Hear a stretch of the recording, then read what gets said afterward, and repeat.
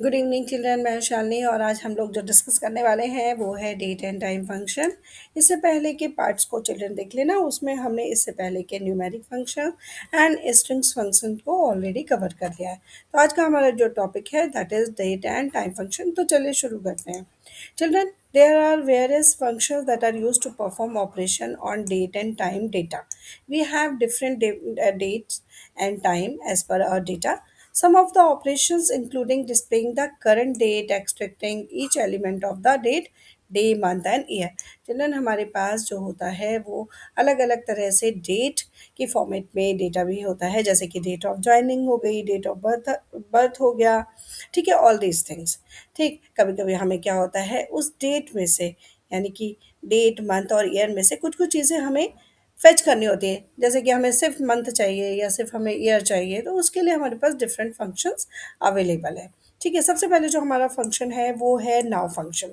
अगर हम now function use करते हैं चिल्ड्रन, तो it returns the current system date and time. तो हम कैसे लिखेंगे इसको? सेलेक्ट नाउ एंड सेमीकोलन हमने लगा दिया, तो आउटपुट देखोगे तो उस समय जो टाइम हो रहा होगा और उस दिन जो डेट हो रही होगी वो हमारी यहाँ आउटपुट में आ जाएगी।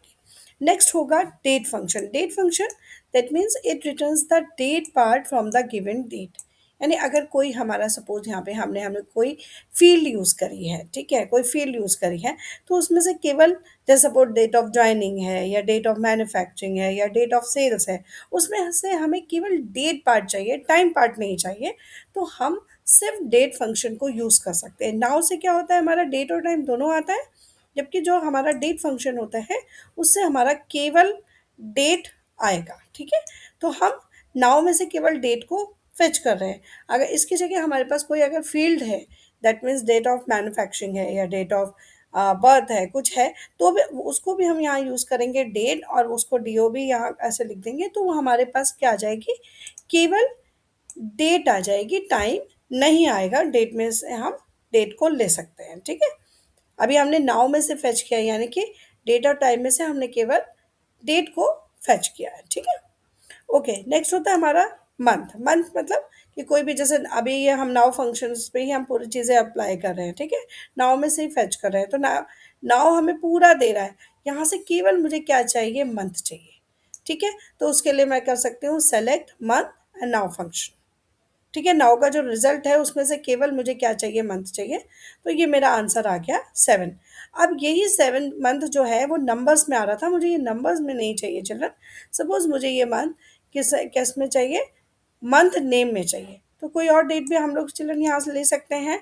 Month name will return the month name from the specified date और गिवन डेट। तो यहाँ हमने सेलेक्ट किया, मंथ नेम लिखा एंड उसके अंदर ये डबल कोट्स लगा दिए। ठीक है, डबल कोट्स के अंदर हमने वो डेट डाल दी जिसमें से हमें मंथ चाहिए, मंथ का नेम चाहिए। अगर सिर्फ मंथ लिखेंगे तो ये 11 आएगा। ठीक है, लेकिन मंथ नेम लिखेंगे तो हमारा ये 11 का नवंबर मंथ यानी कि करेक्टर्स में आ जाएगा। ठीक है, मंथ का नेम आ गया। चलिए, यहाँ पे हम एक चीज़ इंपॉर्टेंट है जो मैं बता देती हूँ। नॉर्मली हमारा डेट फंक्शन क्या होता है, या फिर डेट हम जब कंप्यूटर में लिखते हैं तो D D M M Y Y लिखते हैं, बट एसक्यूएल में जब भी होगा तो पहले ईयर होगा, फिर मंथ होगा और फिर डेट होगा। ठीक है, ये ध्यान रखना। इसके बाद हमारे पास होता है children year function. Select year, और उसके बाद हमारे पास ये डेट है, तो ईयर कौन सा हो गया? 2003। तो ये हमारा आंसर आ गया। चिल्ड्रन, इसके बाद है हमारा डे। डे का मतलब है कि इस पर्टिकुलर डेट में जो ये डे है ये 24। ठीक है, तो ये यहाँ पर आ जाएगा। इसी तरह से ये 24 को कौन सा डे है, दैट मीन्स क्या है? डे का जो नेम होता है, जैसे संडे मंडे ट्यूसडे वो आता है, तो डे नेम हमारा फंक्शन उस काम के लिए आता है। सेलेक्ट डे नेम किया और हमने ये डे इसको पास करवा दिया यहाँ पे, सॉरी डेट पास करवा दी, तो हमारे पास जो डे नेम आएगा वो आएगा थर्सडे। आप लोग चेक भी कर सकते हैं कि 11 जुलाई को कौन सा डे था? थर्सडे। ठीक है, तो इस तरह से ये हमारे कुछ डेट एंड फंक्शन है चिल्ड्रन। ठीक है, बहुत इंपॉर्टेंट फंक्शन है, काफ़ी क्वेश्चंस आपको वहाँ पे मिलते हैं। ठीक है, चलिए साथ के साथ हम अपने एग्जांपल्स भी कर लेते हैं। ठीक है, यहाँ पर एक कार शोरूम करके हमारे पास एक टेबल है, एक एम्प्लॉय टेबल है, उसमें से कुछ चीज़ें ले रहे हैं। यहाँ पे मुझे फर्स्ट क्वेश्चन मुझे दिया गया है, select the day month number and year of joining. यानी कि केवल मुझे डे चाहिए, मंथ चाहिए, नंबर्स में चाहिए, नेम में नहीं चाहिए, और ईयर ऑफ ज्वाइनिंग चाहिए। तो बहुत सिंपल है, मैंने क्या किया, सेलेक्ट डे, ब्रैकेट में डेट ऑफ ज्वाइनिंग दे दिया, मंथ डेट ऑफ ज्वाइनिंग दे दिया, ईयर डेट ऑफ ज्वाइनिंग दे दिया, यानी कि डे फंक्शन यूज़ किया, मंथ फंक्शन यूज़ किया और ईयर फंक्शन किया फ्रॉम एम्प्लॉय, एम्प्लॉय नाम की जो मेरी टेबल थी, और ये मेरा आउटपुट आ गया। ये मेरा डे आ गया, डेट ऑफ ज्वाइनिंग में से मंथ आ गया, और ये मेरा ईयर आ गया, तीनों अलग अलग हो गए। ठीक है। इसके बाद नेक्स्ट क्वेश्चन है, वो ये कहता है कि if the date of joining is not a Sunday, यानी कि किसी एक पर्सन की ज्वाइनिंग जो है, एक या दो जो भी है, ठीक है, उनकी ज्वाइनिंग संडे नहीं है, ठीक है, then display it in the format Wednesday 26 November 1979, यानी जिसकी डेट ऑफ ज्वाइनिंग संडे नहीं है, केवल उनका फॉर्मेट ऐसा चेंज करके हमें दिखा दें। तो ठीक है, हम दिखा देते हैं। सेलेक्ट किया हमने, डे नेम किया, date of joining day, date of joining month name, date of joining year, ये सारी कुछ जो चीज़ें हमें देखनी है वो कर दिया, और कंडीशन लगा दी from employ where day name date of joining not equal to Sunday, यानी कि जिसका जो डेट ऑफ ज्वाइनिंग है वो संडे नहीं है, उनकी डिटेल वो इस फॉर्मेट में हमें दिखा दे। ठीक है। चिल्ड्रन, जब प्रैक्टिकल मैं करवाऊंगी इन सारे टॉपिक्स का, इन सारे फंक्शंस का, तो उसमें मैं और भी क्वेश्चंस आपको कराऊंगी, जिस तरह के क्वेश्चंस आपके बोर्ड में आ सकते हैं। बोर्ड में बहुत ही सिंपल क्वेश्चन आते हैं, लेकिन बच्चों ने प्रैक्टिस नहीं करी होती है, तो इसलिए क्या हो जाता है, वो उन क्वेश्चंस को अटेम्प्ट ही नहीं कर पाते हैं। कुछ ही फंक्शंस हैं, अगर आप देखो मुश्किल से 6-7 फंक्शन है, 2 4 6 एंड टोटल 7 फंक्शन है चिल्ड्रन।